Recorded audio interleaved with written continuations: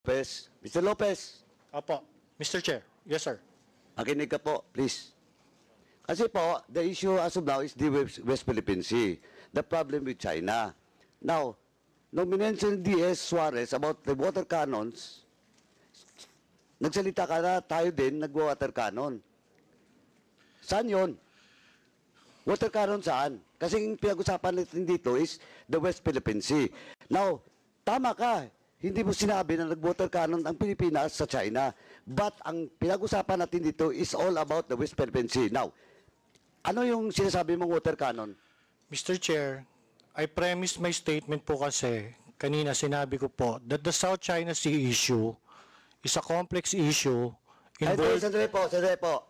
Please answer my question. What do you mean that the Philippines is using water cannon? Kasi po yung water cannon is a facility. Opo. Huwag ka magpalusot. I warn you. You're Opo. under oath. Ang water cannon Sagutin mo po where you refer that water cannon that Hindi you po. mentioned. Ang water cannon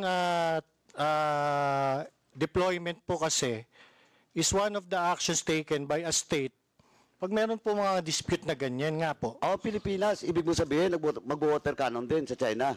Pwede po. That's you. Sinabi mo nag-water cannon.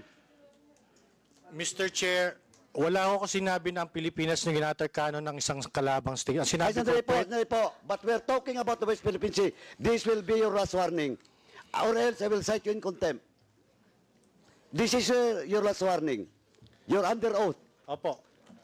What do you mean that the Philippines is using water cannon? Mr. Chair, ang sinabi ko nga po, ang Pilipinas po, nag-water cannon, pwede po mag-water cannon. Hindi. Walang pwede. Sinabi mong mag-water cannon. Mr. Chair, sige po. Mr. Chairman, with this, Mr. Chairman. Mag-apologize po ako. Mali po ako. Sige po, fake news po ako. Ang sinasabi ko lang po, pwede po ang water cannon sa South China Sea issue.